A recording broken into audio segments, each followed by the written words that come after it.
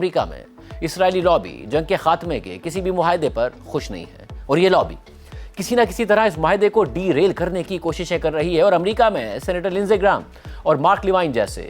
اسرائیل کے حامی سیاستدان اور دیگر اہم کاروباری افراد اس نئے معاہدے کے حق میں نہیں ہیں، اور یہ وہی افراد ہیں جو ہمیشہ سے ٹرمپ کی سپورٹ کرتے آئے ہیں، اور ان کا ٹرمپ کی جیت میں بھی بڑا کردار رہا ہے، اور اسرائیل سمیت امریکہ کے اندر ان افراد کے دباؤ کے نتیجے میں ہی ٹرمپ نے ایران پر حملہ کر دیا تھا۔ اب ایسے میں کسی ایسے معاہدے کے ساتھ جنگ کا اختتام کرنا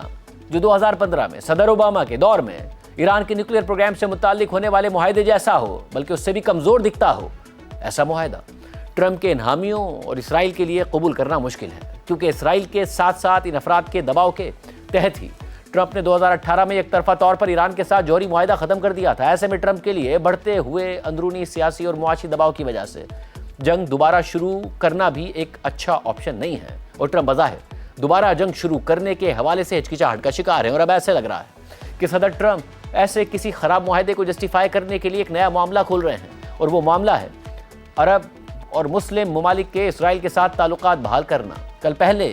ایک پوسٹ میں ٹرمپ نے اشارہ دیا کہ میں چاہتا ہوں کہ مشرق وسطیٰ کے ممالک ہمارے تعلقات کو مزید مضبوط کرنے کے لیے اسرائیل کے ساتھ تعلقات کو نارملائز کریں اور ابراہم اکارڈز کا حصہ بن جائیں، اور آج ایک تفصیلی پوسٹ کرتے ہوئے ٹرمپ نے لکھا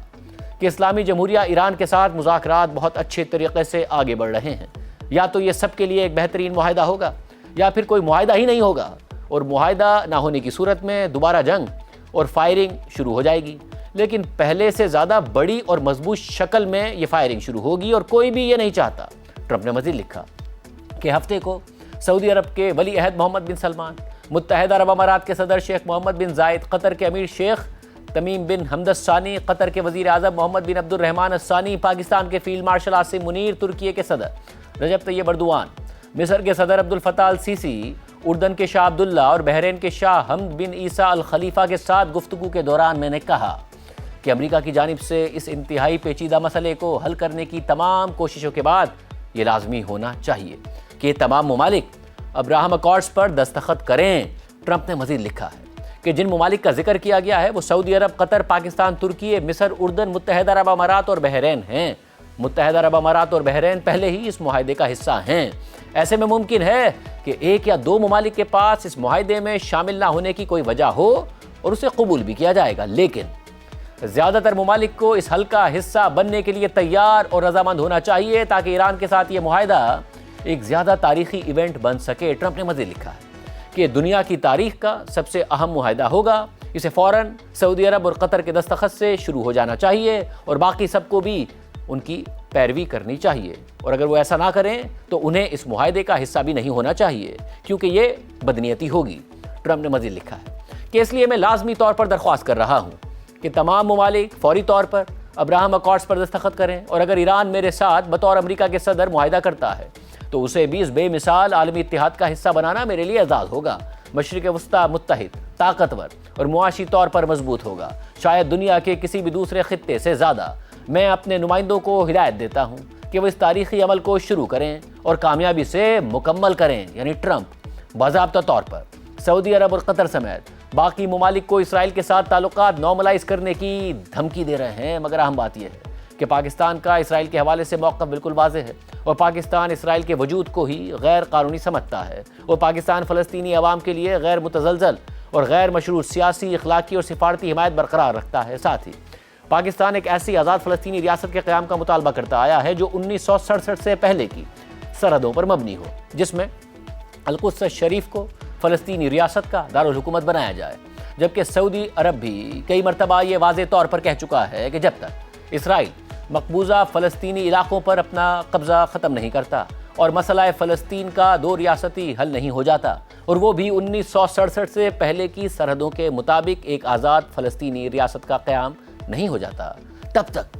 سعودی عرب اسرائیل کو تسلیم نہیں کرے گا اور ابراہم اکارڈز کا حصہ نہیں بنے گا۔ اور یہ بات بھی اہم ہے کہ اسرائیل دنیا کا ایک ایسا عجیب و غریب ملک ہے جس کی سرحدیں ہی واضح نہیں ہیں، اور اب بھی اسرائیل غزہ اور مقبوضہ مغربی کنارے میں فلسطینیوں کی سرزمین پر قبضے کے علاوہ شام کے علاقے گولان ہائٹس اور جنوبی لبنان میں کئی کلومیٹر کے علاقے پر غیر قانونی طور پر قابض ہے، حتیٰ کہ गुज़िश्ता 3 सालों के दौरान इसराइल ने शाम, लबनान और मकबूजा फ़लस्तीन के मज़ीद इलाकों को अपने कब्ज़े में ले लिया है और पूरी दुनिया इसराइल के इन इक़दामात को गैर कानूनी मानती है। अहम बात यह है कि सदर ट्रंप कई मरतबा पहले भी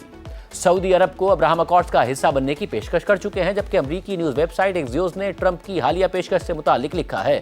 कि 2 अमरीकी ओहदेदारों के मुताबिक सदर ट्रंप ने हफ्ते को एक कॉन्फ्रेंस कॉल के दौरान कई अरब और दीगर मुस्लिम ममालिक के रहनुमाओं को बताया कि अगर ईरान के साथ जंग ख़त्म करने का मुआहदा हो जाता है तो वो चाहते हैं कि ये ममालिक इसराइल के साथ अमन मुआहदे पर दस्तखत करें। वाज़ेह रहे कि हफ्ते को ट्रंप ने सऊदी अरब, मुत्तहिदा अरब अमारात, कतर, पाकिस्तान, तुर्की, मिस्र, उर्दन और